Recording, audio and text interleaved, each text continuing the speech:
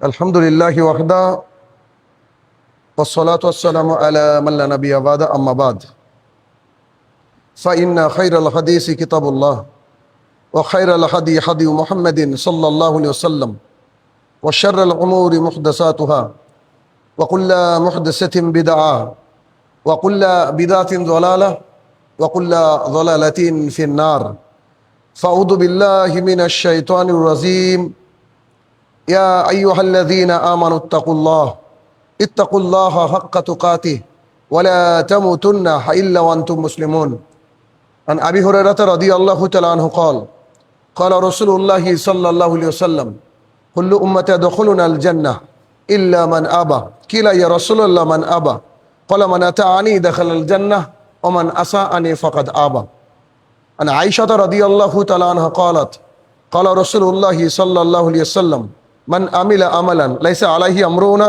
ফাহুয়া রাদ্দুন। সম্মানিত উপস্থিতি, সর্বপ্রথম আল্লাহ সুবহানাহু ওয়া তাআলার বারগাহে শুকরিয়া জ্ঞাপন করব যে আল্লাহ তাআলা জুমার সালাত আদায় করার লক্ষ্যে আমাদেরকে মসজিদে প্রেরণ করেছেন। যে আল্লাহ সুবহানাহু ওয়া তাআলা বিশ্ব নিয়ন্তা, আমাদের প্রতিপালক, যিনি তার জমিনে আমাদেরকে থাকার মতো সৌভাগ্য দান করেছেন, সেই মহান রব্বুল ইজ্জাতের বারগাহে শুকরিয়া জ্ঞাপনার্থে আমরা বলি আলহামদুলিল্লাহ। অতঃপর সমগ্র মানব জাতির শিক্ষক, সমগ্র মানব জাতির পথপ্রদর্শক মুহাম্মদুর রাসূলুল্লাহ সাল্লাল্লাহু আলাইহি সাল্লামের ওপর শতকোটি সালাত ও সালাম বর্ষিত হোক, আমরা বলি আল্লাহুম্মা আমিন। আজ সংক্ষিপ্ত জুমার খুতবার বিষয় ইত্তেবাউল হাওয়া তথা নফসের গোলামি, আরও বাংলা ভাষায় হচ্ছে কুপ্রবৃত্তির অনুসরণ, মনের পূজা করা। উক্ত বিষয় তথ্য এবং তত্ত্ববহল কোরআন এবং সুন্নাহ মোতাবেক আলোচনা করার চেষ্টা করব ইনশাআল্লাহুল আজিজ। যদিও বিষয়টি আমাদের অনেকের কাছেই অজানা বা এই বিষয়ে হয়তো আমরা অনেকে আলোচনা শুনিনি, কিন্তু এই বিষয়টা আমাদের জন্য জানা খুবই জরুরি। আমরা বেশিরভাগ মানুষই এই ইত্তেবাউল হাওয়ার অন্তর্ভুক্ত, তথা আমরা খুব মনের গোলামি করি। মনের গোলামি বলতে গেলে সহজ ভাষায় বলা যায় যে আল্লাহ সুবহানাহু ওয়া তাআলা যে বিধান দিয়েছে সেই বিধানকে তোয়াক্কা না করে নিজের মনকে প্রাধান্য দিয়ে কোরআন এবং সুন্নাহকে পাশে রেখে বা সাইডে রেখে নিজের মনের পূজা করা, নিজের মন যা বলছে সেই দিকে ধাবিত হওয়া, এর নাম হচ্ছে ইত্তেবাউল হাওয়া, কুপ্রবৃত্তির অনুসরণ। মনে রাখা ভালো হবে, এ আল্লাহ তাআলার পৃথিবীতে যত পাপ সংগঠিত হয়, যত পাপ আল্লাহ তাআলার জমিনে হয়, সমস্ত পাপের মূল হচ্ছে মনের অনুসরণ। মানুষ খেয়াল খুশি চললেই তার হাত দিয়ে, তার মুখ দিয়ে, তার জবান দিয়ে পাপ হবে, এটাই স্বাভাবিক। কারণ মুসলমানরা হচ্ছে কয়েদি, মুসলমানরা হচ্ছে পৃথিবীর বুকটা তাদের জন্য পরীক্ষার কেন্দ্র তথা জেলখানা। জেলখানায় একজন কয়েদি তার নিজের ইচ্ছা মতো চলতে পারে না। যদি কোনো কয়েদি চলে তো তাকে জেলর আরো বেশি শাস্তি দেয়। তো আমাদের আল্লাহ সুবহানাহু ওয়া তাআলা আমাদেরকে একটা সময় পর্যন্ত অবকাশ দিয়েছেন, অতঃপর তিনি তার কাছে নিয়ে আমাদেরকে শাস্তি দিবেন। মনে রাখা ভালো যে পৃথিবীতে সমস্ত পাপের মূল কারণ কি? প্রবৃত্তির অনুসরণ, মন যা বলে তাইকে মেনে নেওয়া। আমার মন বলছে আমি ফজর একটু ঘুমাই, আর এদিকে মুয়াজ্জিন বলছে আসসালাতু খায়রুম মিনান নাওম, ঘুমের চেয়ে নামাজ উত্তম। তা আমি সেই ডাককে শুনলাম, শোনার পরেও কেমন যেন শরীরটা করলো, তো নিজেকে বিছানার সাথে আর আটকে রাখলাম, উঠলাম না। এটা হচ্ছে মনের অনুসরণ। রমাদান মাস গেল, অনেকে আমরা সিয়াম পালন করার ক্ষমতা রাখার পরেও সিয়াম পালন করতে পারিনি, যেটা ফরজ বিধান ছিল।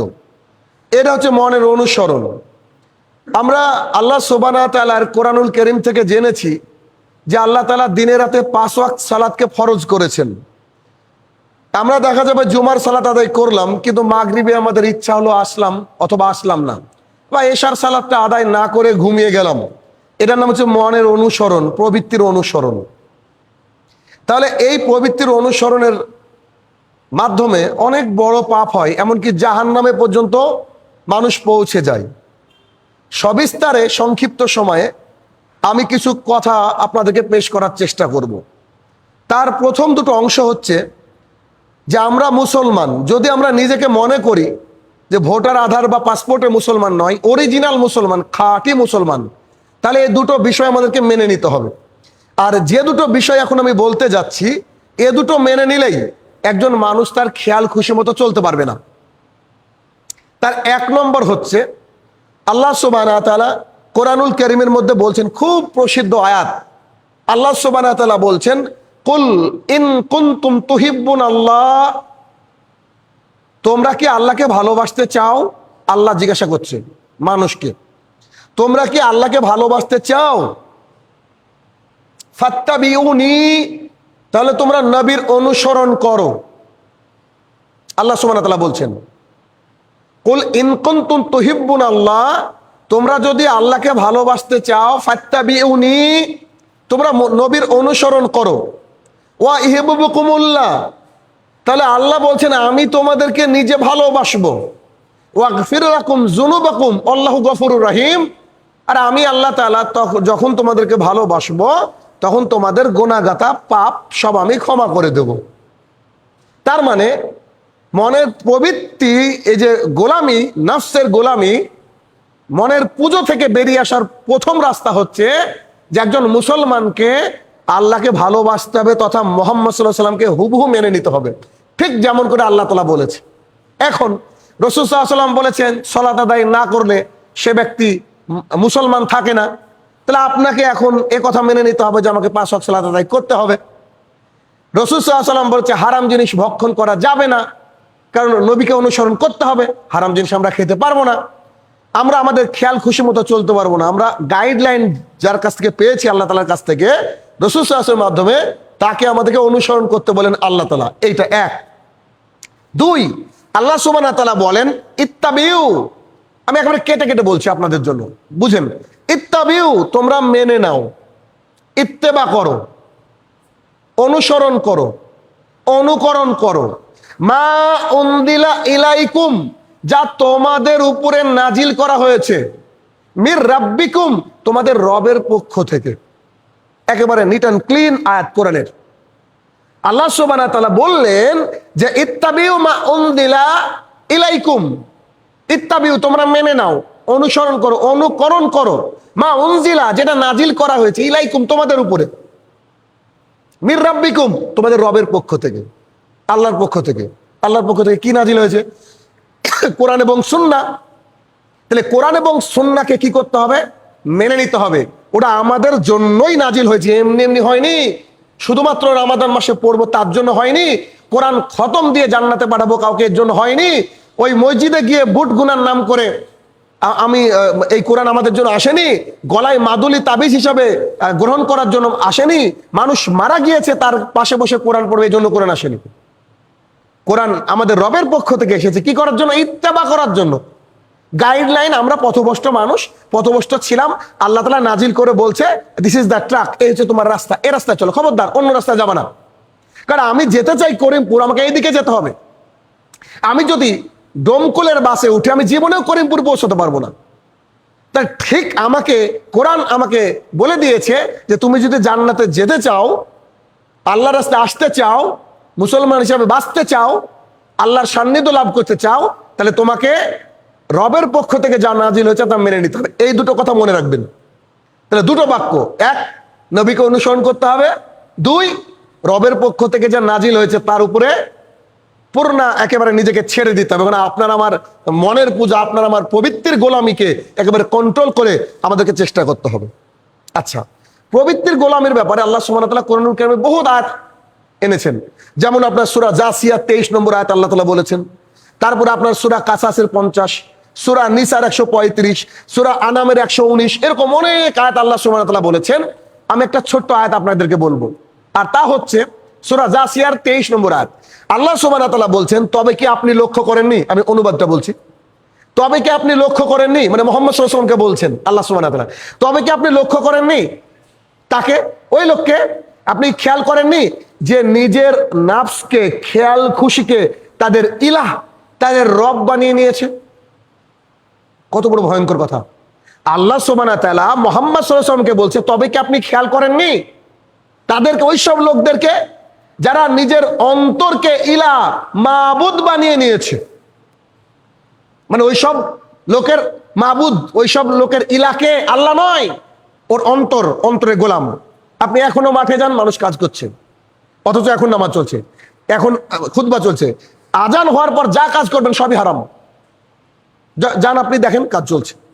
আপনার আল্লাহ সুবহানাহু ওয়া তাআলার এই মসজিদ থেকে 5 বার হাইয়া আলাস সালাহ মসজিদে ডাকা হয়, আপনি আমি অনেকে হয়তো আছি চায়ের দোকানে বসে আড্ডা মারি, অত সলাতে আসি না। তাহলে কি হলো? আমাদের খেয়াল খুশি মতো। অথচ রমাদান মাসে দেখেন কি ইমান, একদিনও ফজরের নামাজ কাজা হয়নি, একদিনও মাগরিবে আপনার দেরিতে আসেননি, একেবারে তাকবীরে উলার সাথে সালাত ধরেছেন। অথচ রমাদান শেষ, ঈদের দিন থেকে মানুষকে পাওয়া মুশকিল, বিভিন্ন মসজিদের কথা বলছে। এরা তাদের অন্তরকে ইলাহ বানিয়ে নিয়েছে, মাবুদ বানিয়ে নিয়েছে, অন্তর যা বলে সেই দিকে চলে। কত বড় ভয়ঙ্কর জিনিস। এরপরে আল্লাহ সুবহানাহু ওয়া তাআলা বলছেন, আর তাদের কাছে জ্ঞানও এসেছে, যে আয়াত যাচ্ছে আমাদের তরফ থেকে, আল্লাহ তাআলা পাঠিয়েছেন, আসার পর আল্লাহ তাকে বিভ্রান্ত করে দিয়েছে, আল্লাহ নিজে বিভ্রান্ত করে দিয়েছে। কেন? কি কারণে? কারণ ওদের রব হওয়ার কথা ছিল আল্লাহ, আর ওরা ওদের রবকে বানিয়ে নিয়েছে অন্তরকে, তাই আল্লাহ তাআলা ওদেরকে গুমরা করে দিয়েছেন। শুধু গুমরা করেননি, তিনি বলছেন যে আল্লাহ সুবহানাহু ওয়া তাআলা তাদের অন্তরের উপরে, হৃদয়ের উপরে এবং কানে মোহর মেরে দিয়েছেন। ভালো কথা বলবেন, শুনে না, অন্তরে দেখবেন লাগে না, ওর সালাতটা ছুটে গেলে ওর কষ্ট হয় না, ওর সিয়ামটা নষ্ট হয়ে গেলে ওর কষ্ট হয় না, ও কুরবানি দিতে না পারলে ওর ভেতরে খারাপ লাগে না, ও জাকাতুল ফিতর সঠিক সময় দিতে না পারলে ওর কষ্ট হয় না, ও ফজর একদিন উঠতে না পারলে ওর চোখ দিয়ে পানি বেরোয় না, কষ্ট হয় না। কেউ মারা গেলেও ও যায় গল্প করতে করতে আসে, এক বিন্দু ওর মধ্যে অনুশোচনা বোধও জাগে না। কেন? যেই লোক, একজন ব্যক্তি মারা গেল, খাটিয়া নিয়ে তার পরিবার নিয়ে যাচ্ছে, তার পরিবারের চোখে পানি। অথচ আমরা যারা যাচ্ছি আমাদের হিসাবই নাই। অথচ পশুগুলা দেখেন যারা ঘুরে বেড়াচ্ছে আশপাশে, গোরস্থানের আশপাশে, ওদেরও কোনো ইচ্ছা হয় না, ওদেরও টেনশন নেই। কেন? কারণ ওরা পশু, ওদেরকে অন্তর দেওয়া হয়েছে, চিন্তা ভাবনা করার শক্তি দেওয়া হয়নি। ঠিক তেমনি আমরা যারা এই ধরনের কাজ করি, শরীয়ত বহির্ভূত কাজ করি, কেউ মারা গেলেও আমাদের অন্তরে কষ্ট হয় না, চোখ দিয়ে পানি আসে না, তাহলে বুঝে নিতে হবে যে আমার অন্তরটা পশু। কেন? আমার অন্তরটাতে আল্লাহ তাআলা মোহর মেরে দিয়েছেন, মোহর মেরে দিয়েছেন। প্রায় জুমায় আপনাদেরকে খুতবা শোনানোর জন্য এত বড় মানে করে মাইক গোটা গ্রামে মানুষকে শোনানো হয়, সব মোহর মারা। দেখেন অনেকে জুমার দিনে সালাত আদায় করেন, আর করলে শুধু জুমার দিনটা করে, আসর ওয়াক্ত আর ভুলে যায়। তাহলে এদের কানে আর অন্তরে আল্লাহ তাআলা মোহর মেরে দিয়েছে। তা আপনি আমি করবো কি বলেন? আল্লাহ তাআলা নিজেই বলছেন সূরা জাসিয়া 23 নম্বর আয়াত, ব্যাখ্যা না, সরাসরি আপনাকে অনুবাদ শোনাচ্ছি। এরপর আল্লাহ সুবহানাহু ওয়া তাআলা বলছেন, তাদের চোখের উপর আমি আবরণ দিয়ে দিয়েছি। কেমন আবরণ? চোখের উপর আবরণ কেমন? সারা মাস রমাদানে আরে কি কষ্ট করে সিয়াম পালন করলো, ফজরে আসলো, ঈদের সালাত আদায় করার পরে মসজিদের লোক নাই, এদের চোখের পটি আছে বলছেন, এদের চোখে পর্দা আছে। ও যদি লজ্জাও লাগতো অন্তত 5-10 দিন তো যেত, যে 1 মাস টানা গেলাম, এখন যদি মসজিদ রাস্তাটাকে আমি অন্যদিকে নিয়ে চলে যাই আমার তো খারাপ লাগবে। ওর খারাপ লাগেই না, একেবারে খারাপ লাগে না ওর। তাহলে কি? এই যে আল্লাহ সুবহানাহু ওয়া তাআলা বলছেন কানে, অন্তরে এবং চোখের উপর আমি মোহর মেরে দিয়েছি। এরপরে বলছে অতএব আল্লাহ সুবহানাহু ওয়া তাআলা ছাড়া তাকে হেদায়েত কে দিবে? হেদায়েতের মালিক কে? আল্লাহ সুবহানাহু ওয়া তাআলা। তবু কি তোমরা উপদেশ গ্রহণ করবে না? আল্লাহ সুবহানাহু ওয়া তাআলা দুঃখ করে শেষে বলছেন, তবু কি তোমরা উপদেশ গ্রহণ করবে না? হ্যাঁ, স্পষ্ট তোমাদেরকে ধরিয়ে দিলাম, এরপর উপদেশ গ্রহণ করবে না, এভাবে আল্লাহ সুবহানাহু ওয়া তাআলা বলেছেন। তাহলে এখানে কিন্তু নফসের গোলামির যে চিত্র এবং নাফসকে মানুষ মাবুদ বানিয়ে নিয়েছে, এটা তার চিত্র। আশ্চর্য ভয়ঙ্কর কথা। এবার একটু আপনাকে নিয়ে যাই একটা বিষয়, আজ পর্যন্ত হয়তো এখানে আলোচনা হয়নি, ছোট্ট একটা বিষয় বুঝিয়ে দিই। সেটা কি? নাফস, অন্তর, যেটা যার কথা আপনি আমি শুনে চলি। এই অন্তর হচ্ছে 3 প্রকার। কয় প্রকার? 3 প্রকার, ভালো করে বুঝবেন। 1 নম্বর অন্তর হচ্ছে নাফসে আম্মারা, ভেতরে তিনটি ট্রান্সফরমার রয়েছে। প্রথম ট্রান্সফরমারের নাম হচ্ছে নাফসে আম্মারা। এর কাজ হচ্ছে সব সময় কুমন্ত্রণা দেয়, সব সময় গীবত করতে ব্যস্ত রাখে, সব সময় অপরে কি করে ক্ষতি করা যায়, মানে আজে বাজে কাজ নিয়ে দিন রাত ব্যস্ত। এর নাম হচ্ছে নাফসে আম্মারা। এই প্রবৃত্তির লোকই বেশি, মানে ওর কাজই হচ্ছে ঘুম থেকে ওঠার পর ঘুমাতে যাওয়া পর্যন্ত একই চিন্তা, আর কি করে মানুষের ক্ষতি করা যায়, কি করে মানে আজে বাজে কাজ করা যায় ইত্যাদি ইত্যাদি। শুধুমাত্র তার অন্তরটা শুধু এইসব কাজে লেগে থাকে, দিন রাত আজে বাজে জিনিস দেখে, আজে বাজে কিছু করে। এটা হচ্ছে নাফসে আম্মারা। 2 নম্বর নাফসে হচ্ছে নাফসে লওয়ামা। এই নাফসে লওয়ামা কি? এ হচ্ছে অনুতপ্ত অন্তর, দোটানা মন। অনুতপ্ত কি? কোন একটা কাজ করে ফেলেছেন অন্যায়, করার পরে মনে মনে আফসোস হচ্ছে, এই কাজটা না করলেই হতো, কেন করে ফেললাম, ছি ছি ছি, খুব খারাপ লাগছে। ঠিক আছে, কেউ দেখেনি, অপরের জমির ফসলটা কাটলাম আবেগে পড়ে, শয়তানের ধোকায়, কিন্তু এটা অন্যায় হলো না, মানে ঘুমাতে পারছেন না, রাতে কষ্ট হচ্ছে। এইটা হচ্ছে নাফসে লওয়ামা। আর 3 নম্বর নাফস হচ্ছে নাফসে মুতমাইন্না। এটা হচ্ছে প্রশান্ত আত্মা, ভালো আত্মা, সবসময় আপনাকে ভালো কাজের নির্দেশ দিবে, সবসময় সালাতে পাঠাবে, সবসময় সিয়াম পালনের দিকে উদ্বুদ্ধ করবে, সবসময় আপনাকে দান সাদাকার উপরে উদ্বুদ্ধ করবে। এটা হচ্ছে নাফসে মুতমাইন্না। এই জায়গার এই নাফসে মুতমাইন্নার জন্য আল্লাহর কাছে সবসময় দোয়া করতে হবে। আমাদেরকে সবসময় নাফসে মুতমাইন্নার জন্য দোয়া করতে হবে যে আল্লাহ তাআলা যেন আমাদেরকে নাফসে মুতমাইন্না দান করে, সবসময় আল্লাহর কাছে দোয়া করতে হবে। আর নাফসে আম্মারা আর লাওয়ামা থেকে আমাদেরকে বাঁচার চেষ্টা করতে হবে এবং আল্লাহ তাআলাকে বলতে হবে। আসেন এই নাফসের গোলামির আরো একটা দৃষ্টান্ত আপনাদেরকে দেখায়। সেটা কি? আল্লাহ সুবহানাহু ওয়া তাআলা নাফসের গোলামি বা প্রবৃত্তির অনুসরণ করতে নিষেধ করেছেন। কেমন ভাবে? আল্লাহ সুবহানাহু ওয়া তাআলা বলছেন, হে দাউদ, দাউদ আলাইহিস সালাম নবী, প্রসিদ্ধ নবী, তিনি বলছেন, হে দাউদ, আমি তোমাকে পৃথিবীর প্রতিনিধি বানিয়েছি। এবার করে খুব মনোযোগ সহকারে শুনবেন, সূরা সুয়াদের 26 নম্বর আয়াত।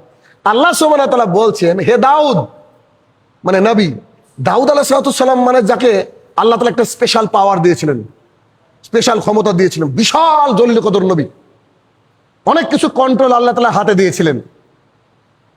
এরা আপনার জানেন এই ঘটনা। আল্লাহ তাআলা বলছে, হে দাউদ, আমি তোমাকে পৃথিবীর প্রতিনিধি করেছি, পৃথিবীতে পাঠিয়েছি প্রতিনিধি হিসাবে, প্রতিনিধি করেছি। অতএব তুমি মানুষের মাঝে ন্যায় সঙ্গতভাবে রাজত্ব করো, প্রবৃত্তির অনুসরণ করো না। কি করো না? প্রবৃত্তির অনুসরণ করো না। আর যদি প্রবৃত্তির অনুসরণ করো, তা তোমাকে আল্লাহ তাআলার রাস্তা থেকে দূরে সরিয়ে দিবে। আল্লাহ তাআলার রাস্তা থেকে কি করবে? পথভ্রষ্ট করে দেবে। আর শুনে রাখো, নিশ্চয় যারা আল্লাহর রাস্তা থেকে বিচ্যুতি হয়ে যায়, পথভ্রষ্ট করে, তাদের জন্য রয়েছে কঠোর শাস্তি। সূরা সুয়াদের 26 নম্বর আয়াত। এখানে একটা মজার বিষয়, সেটা কি? আল্লাহ সুবহানাহু ওয়া তাআলা কাকে বলছেন এই কথা? তার মনোনীত বান্দা দাউদ আলাইহিস সালামকে, যিনি বাতাসকে কন্ট্রোল করতে পারতেন, যিনি পশু পাখিদের কি কথা বুঝতে পারতেন, সেই দাউদ আলাইহিস সালাম চোখের পলকে হাজার হাজার কিলোমিটার দূর থেকে সিংহাসনে তার সামনে হাজির করা হতো। কত বড় ক্ষমতা তার! বাতাসকে বলতো এদিকে না, এদিকে যাও, যেত। সেই দাউদ আলাইহিস সালামকে আল্লাহ তাআলা বলছে, আমি তোমাকে কি করেছি? পৃথিবীর প্রতিনিধি বানিয়েছি, মেম্বার বানিয়েছি, প্রধান বানিয়েছি। তোমাকে এক কাজ করো, তুমি মানুষের মাঝে ন্যায়সঙ্গত ভাবে রাজত্ব কায়েম করো। এবার আপনি আমি একটু ভাবি তো, আমাদের নেতার অবস্থা কি? সামান্য আপনার গ্রামের, আমার গ্রামের নেতা, অথবা একটা অঞ্চলের নেতা, আচ্ছা একটা দেশেরই নেতা হলো, গোটা পৃথিবীর তো না, একটা দেশেরই নেতা হলো। সেই নেতারা তারা কি করে? তাদের নফস যা বলে তাই বলে। তার পার্টির লোক হলে 7 খুন মাপ, তার দলের লোক হলে কোনো বিচার বিশ্লেষণ নাই। আল্লাহ সুবহানাহু ওয়া তাআলা দাউদ আলাইহিস সালামকে হুমকি দিয়ে বলেছেন, তুমি পৃথিবীতে কি করো? এভাবে এভাবে চলবা, আল্লাহ তাআলা বলেছেন। এবার ভাবেন, আমাদের নেতারা যারা ঠিকঠাক ভাবে এভাবে চলে না, তাদের অবস্থা কি হবে? তাদের অবস্থা কত বড় ভয়াবহ অবস্থা হবে। একবার চিন্তা করে দেখেছেন কি? পরিস্থিতি কত ভয়াবহ চিন্তা করেন। অথচ আমরা কি সামান্য একটু যদি ক্ষমতা পেয়ে যাই, সামান্য একটু ক্ষমতা হাতে, তাহলে একবারে নিজেকে বাদ মনে করি। না, অসম্ভব। সবারই পতন আছে, সবারই একদিন হিসাব হবে। অতএব সাবধান। আসুন হাদিস শুনি। হুযায়ফা রাদিয়াল্লাহু তাআলা আনহু বলেন, আমি রাসূল সাল্লাল্লাহু আলাইহি ওয়াসাল্লামকে বলতে শুনেছি, মানুরের গাথা পাতার শাড়ির মতো, ঠিক তেঁতুল গাছের পাতা দেখবেন ধীরে ধীরে ধীরে ধীরে ছোট ছোট থাকে, পাতার সারির মতো অন্তরে, মানুষের অন্তরে একটার পর একটা ফিতনা আসতে থাকে। আস্তে আস্তে ওই ফিতনাকে কেউ যদি গ্রহণ করে, সে অন্তরটা গ্রহণ করতে করতে অন্তরটা কালো হয়ে যায়। আর আরেকটা অন্তর রয়েছে পিচ্ছিল অন্তর। ফিতনা আসে কিন্তু সে তোয়াক্কা করে না, সেটাকে ছেড়ে দেয়, তার অন্তরে একটা সাদা দাগ পড়ে। মানে যে ফিতনাকে গ্রহণ করে তার অন্তরে কালো দাগ পড়ে, আর যে ফিতনাকে তোয়াক্কা করে না, ফেলে ফেলে দেয়, তার অন্তরে সাদা দাগ পড়ে। এভাবে অন্তর দুই ভাগে বিভক্ত হয়ে যায়। অতঃপর রাসূল সাল্লাল্লাহু আলাইহি ওয়াসাল্লাম বলছেন, একটা হচ্ছে পিচ্ছিল অন্তর, যা তার যত সময় জমিনের আসমানের বালা মুসিবত আসে সেগুলা তার কোনো ক্ষতি করতে পারে না। আর অপর অন্তর হচ্ছে কালো ধূসরিত খারাপ অন্তর, যা ধূসর বর্ণ জগকে উল্টে রাখলে যেমন হয় তেমনের মতো, কিছু থাকে না, যা ভালোকে ভালো আর মন্দকে মন্দ করার উপলব্ধি করতে পারে না, উপলব্ধি করতে পারে না। আর তারা হচ্ছে কুপ্রবৃত্তির অনুসরণ করে। কি করে তারা? কুপ্রবৃত্তির অনুসরণ করে। অতএব কুপ্রবৃত্তির অনুসরণ করা যাবে না।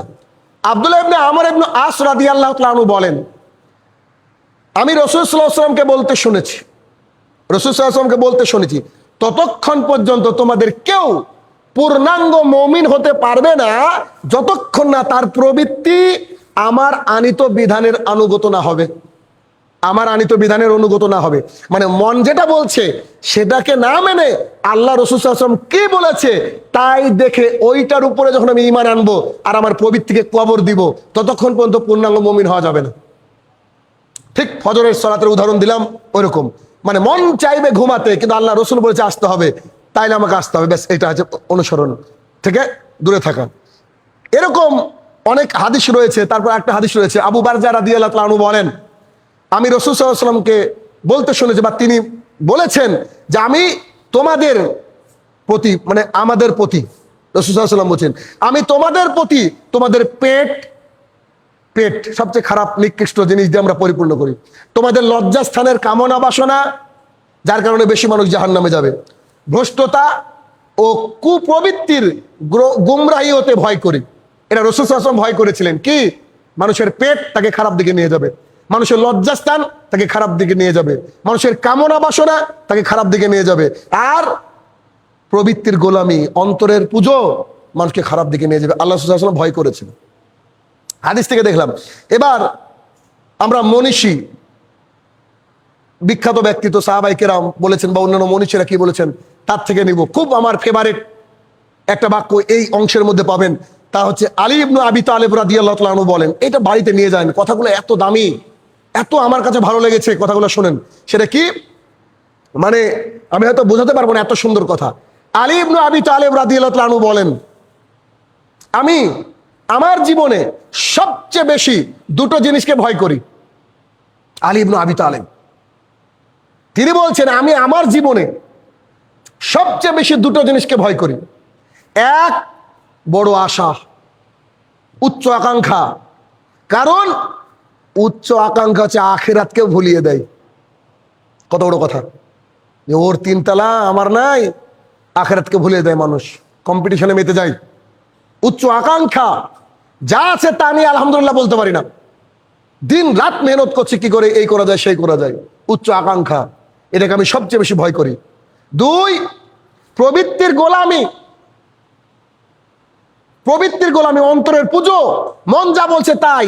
কারণ এই প্রবৃত্তির গোলামি হচ্ছে আমাকে সত্য গ্রহণ থেকে আমাকে বাধা দেয়, সত্য থেকে আমাকে দূরে রাখে। কারণ আল্লাহ তাআলার বিধান সত্য, এটা জানার পরেও আমরা দূরে থাকি।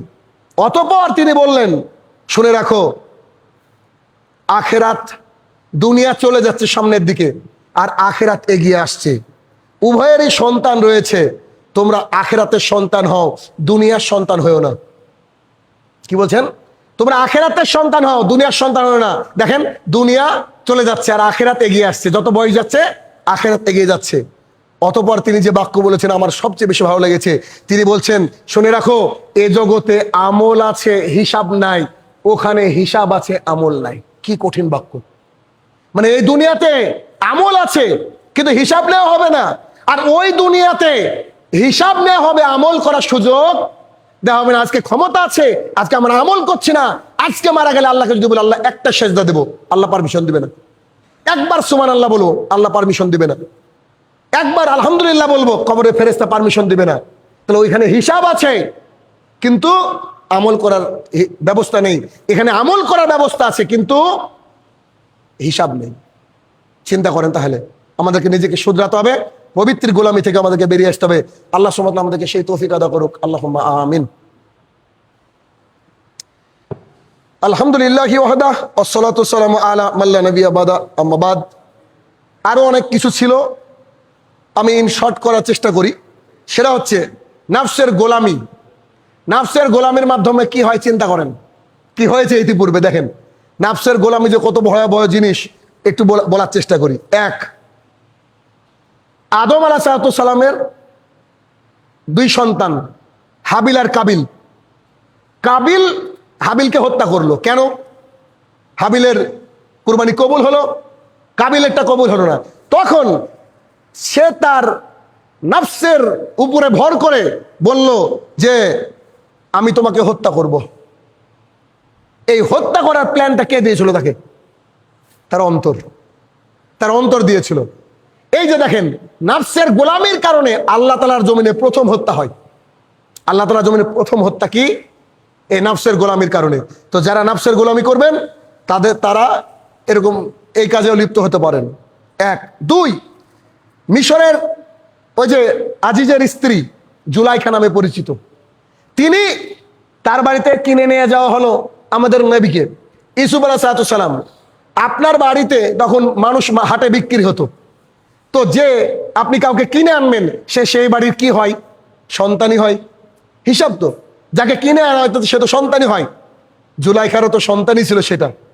কিন্তু জুলাইখা তার চেহারায় মুগ্ধ হয়ে তার অন্তর তাকে বলল, এত সুন্দর একটা ছেলে, তার সাথে কামনা বাসনা পূর্ণ করো।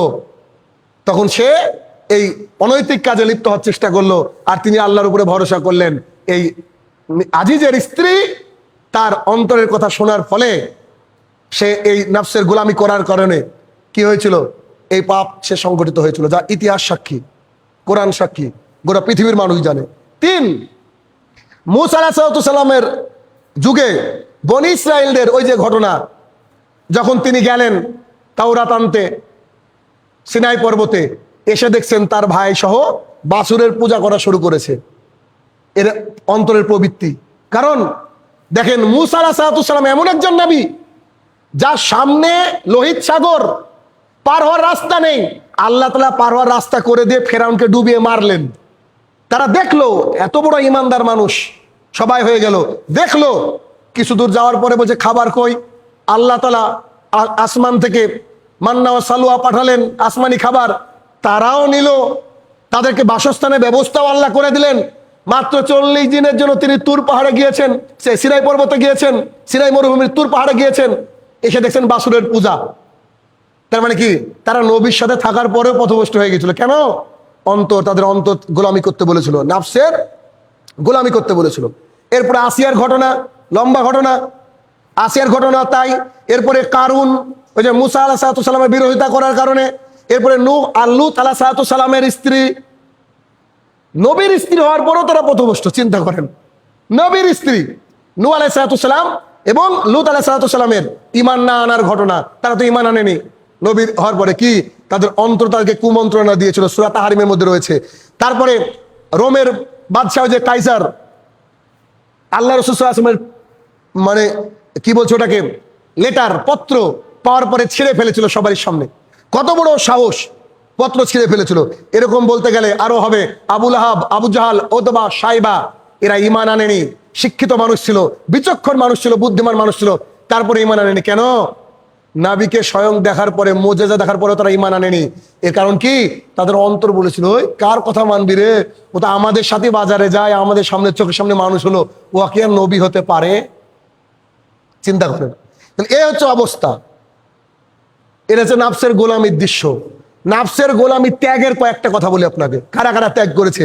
এক নম্বর আছে মুসাইব ইবনে উমাইর রাদিয়াল্লাহু আনহু, কোটিপতির সন্তান, এত বিলাসিতা সবকে ছেড়ে চলে গিয়েছিল রাসূল সাল্লাল্লাহু আলাইহি ওয়াসাল্লামের ডাকে, নফসের গোলামি করেনি।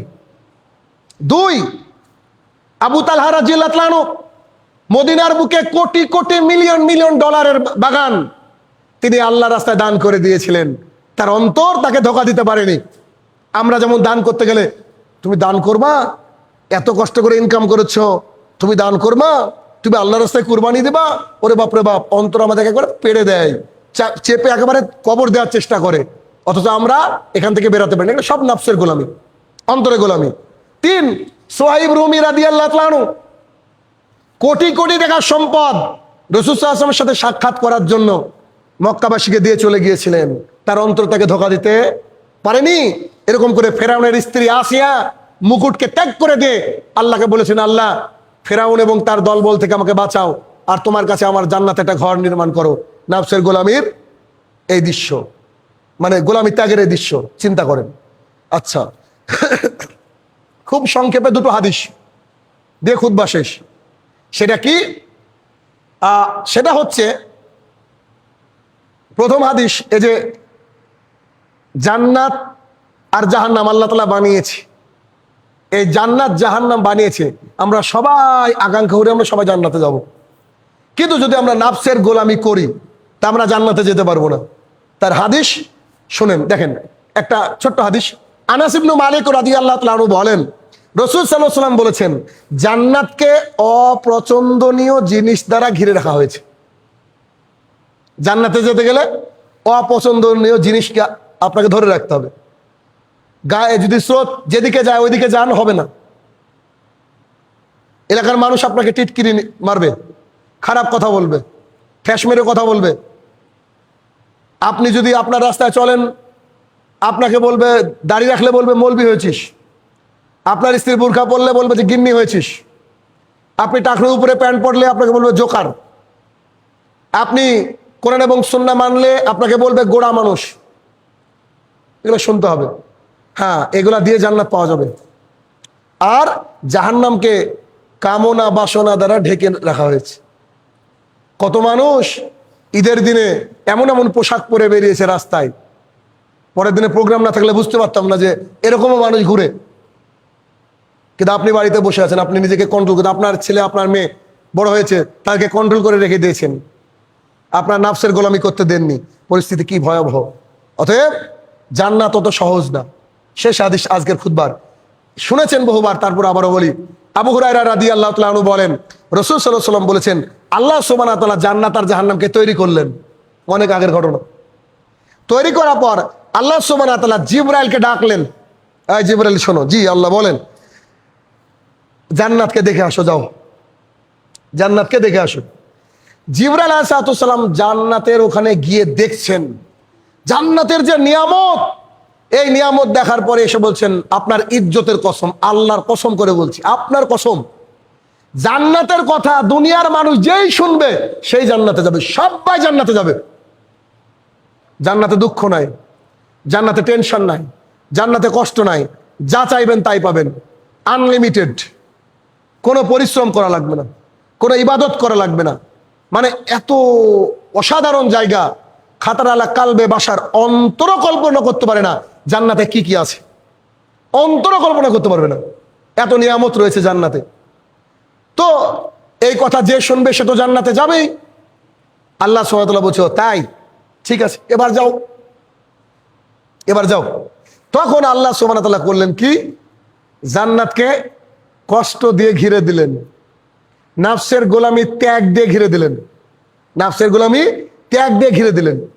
জিবরাইল আলাইহিস সালাম জান্নাত দেখে এসে বলছে, আল্লাহর কসম করে বলছি, আপনার ইজ্জতের কসম, আমি আশঙ্কা করছি আপনার জমিনের কোনো বান্দা কেউ জান্নাতে যাবে না, কেউ যাবে না। কেন? কেন? সুদের টাকায় খেয়ে ইবাদত করলে ইবাদত কবুল হবে না। সবাই সুদ খাচ্ছে, আপনার বান্দা কি একা টিকতে পারবে? ও তো জায়গায় মাথা দিয়ে দিবে, শেষ জাহান্নাম। এত মহিলা পৃথিবীর বুকে 8,000 10,000 টাকা দামে শাড়ি পরে বেড়াচ্ছে, এই রোদ গরম, এর মধ্যে আবার বোরখা। এটা কেউ চাইবে? এত মডার্ন মানুষের মধ্যে আপনার শিক্ষিত বউ এভাবে চলতে পারবে? এই যে কষ্ট, নাফসের বিরোধিতা, এ দিয়ে আল্লাহ তাআলা ঢেকে দিয়েছেন। তো জিবরাইল আলাইহিস সালাম আশঙ্কা করলেন হয়তো জান্নাতে কেউ যেতেই পারবে না পরের বার। অতঃপর আল্লাহ সুবহানাহু ওয়া তাআলা জাহান্নামের কাছে পাঠালেন যে যাও জাহান্নাম দেখে আসো। সে জাহান্নাম দেখে বলছে আপনার ইজ্জতের কসম, ওয়াল্লাহি আল্লাহর কসম করে বলছি কেউ জাহান্নামে যাবে না।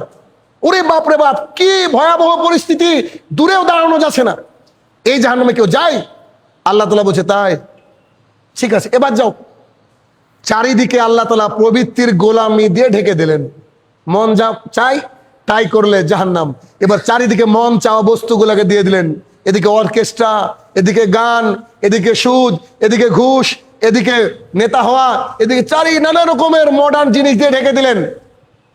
মানুষ এইগুলোকে স্কিপ করতে পারবে না। তখন জিবরাইল আলাইহিস সালাম দেখে বলছে ওয়াল্লাহি আল্লাহর কসম করে বলছি আমার মনে হচ্ছে এখন সবাই জাহান্নামে যাবে। কারণ লোভ সামলাতে পারবে না, তো লোভ সামলাতে পারবে না। হাজারো মানুষ ইনকাম করে দেখেন হারাম, ওকে বলেন আমি মেহনত করে ইনকাম করি, একাটুকু এরকম থাকতেই পারে, আশ্চর্য কথা। ওই ইনকামের জায়গায় করেনি।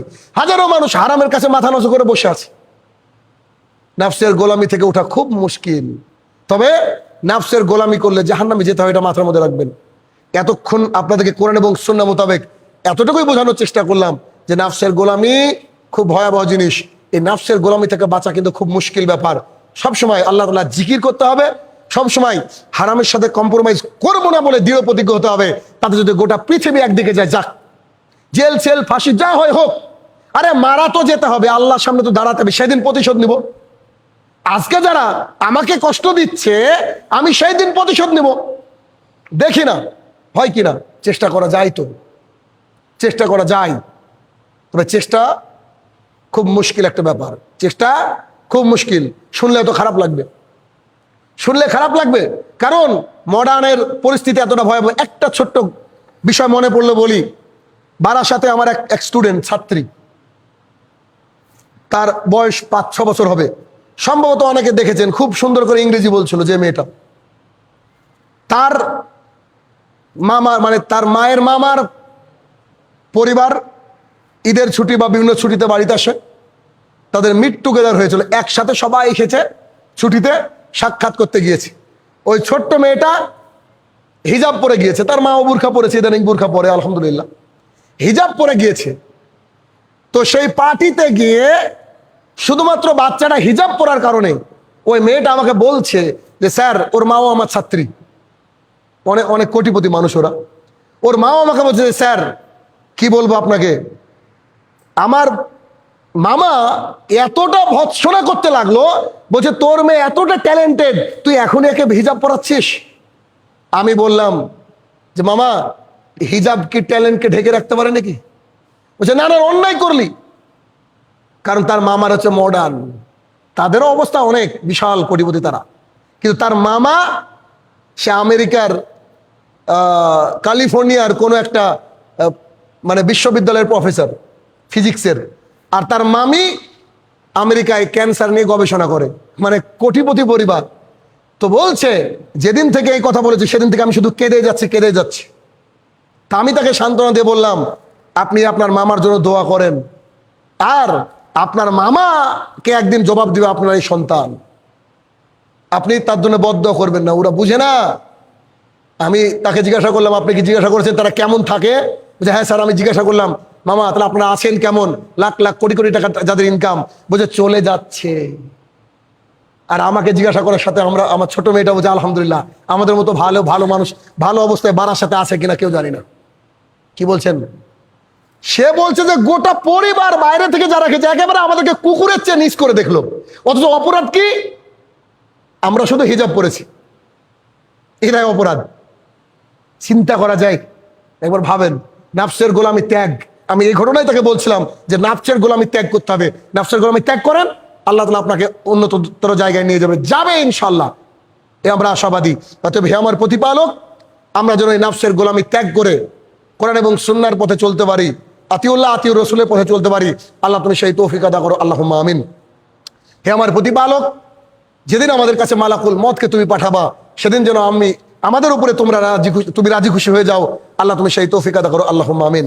আল্লাহ আমরা আমাদের পবিত্র অনুসরণ বাদ দিয়ে মুসাব ইবনে উমাইর রাদিয়াল্লাহু তাআলা আনহু, তালহা রাদিয়াল্লাহু তাআলা আনহুর মতো, সুহাইব রুমি রাদিয়াল্লাহু তাআলা আনহুর মতো আমরা যেন ঈমান আনতে পারি। আল্লাহ তুমি সেই তৌফিক আদা করো, আল্লাহুম্মা আমিন। আল্লাহ পৃথিবীর বুকে আমরা যেন কোরআন এবং সুন্নাহ মোতাবেক জীবন পরিচালনা করতে গিয়ে যত বিপদ আপদ আসবে, সমস্ত বিপদ বালা মুসিবত থেকে তুমি আমাদেরকে সর্বদা হেফাজত করো, আল্লাহুম্মা আমিন। আল্লাহ যারা কবরে শায়িত রয়েছে, জানি না কি হালে রয়েছে, তারা যদি ক্ষমার যোগ্য হয়, আল্লাহ তাদেরকে তুমি ক্ষমা দান করো, আল্লাহুম্মা আমিন।